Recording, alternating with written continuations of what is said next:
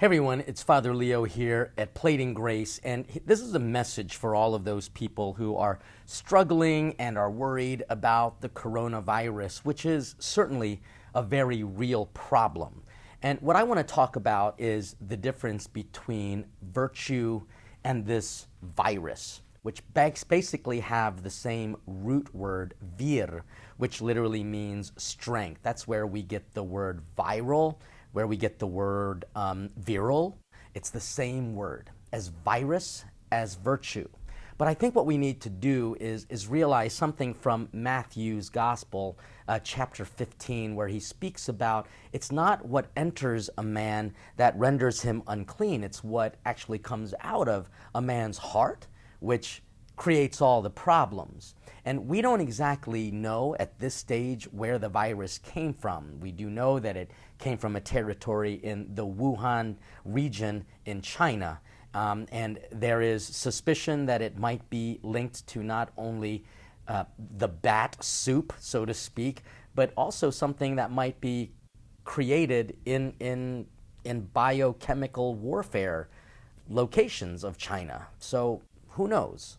But I do know this, that it has really upset a lot of people, and people are incredibly concerned, and they're taking incredible precautions. And some people are really living in fear. But where does fear come from?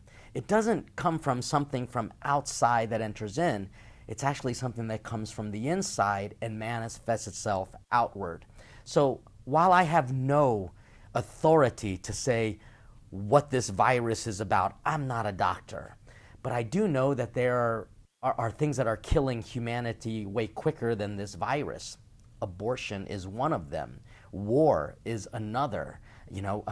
Drunk driving and people murdering one another. That is more of a pandemic at this stage. What really worries people, and I acknowledge this completely, is that people don't know where it came from or what to do with it exactly. There's not an antidote yet. People thought the same thing about the AIDS epidemic as well, and so there was a great fear. But again, where does this fear come from? It comes from within, not from the outside, because there's a lot of scary things out there. But what has to happen first is a strengthening of what we fully believe about our own lives. Fact is, we are very mortal beings. And whenever we hear of things like this potential pandemic of the coronavirus, it just makes us even more susceptible to the fears. And that is one reason why Christ said it very clearly many times, be not afraid. It requires us to strengthen our own virtue, our strength. That's the only thing that's really going to fight against the craziness that's kind of happening right now in response to this virus.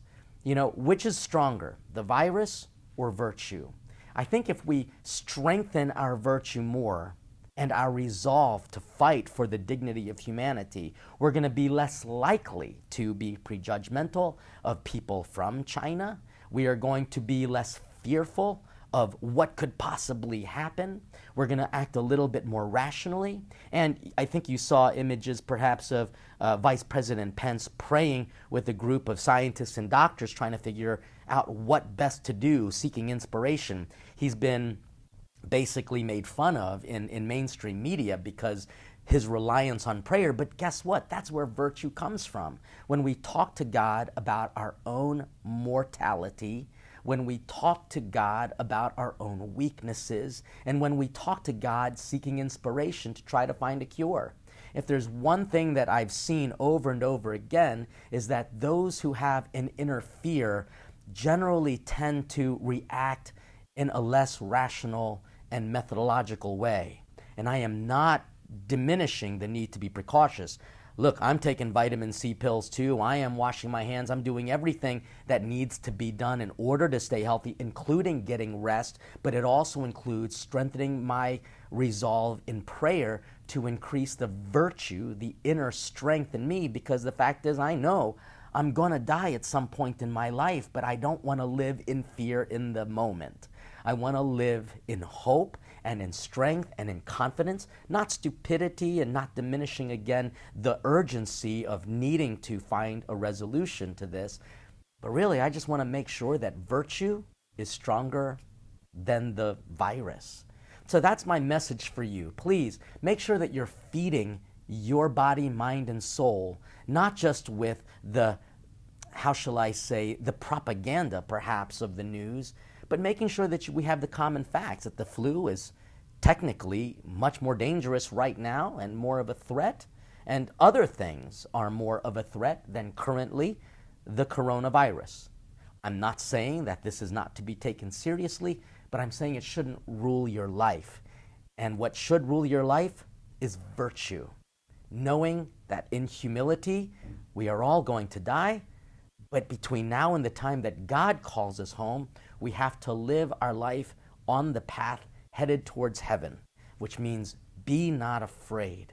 Let's not be reactionary and even racially prejudiced. Let's make sure that we are being compassionate. Let's make sure that we are being aware of our surroundings and making sure that we take care of this temple, which is basically what God told us to do in the first place. In other words, be healthy by eating well, by exercising, by resting, by taking care of all of the things that helps to build and boost up our immune system, but more importantly, doing all we can to increase our virtue.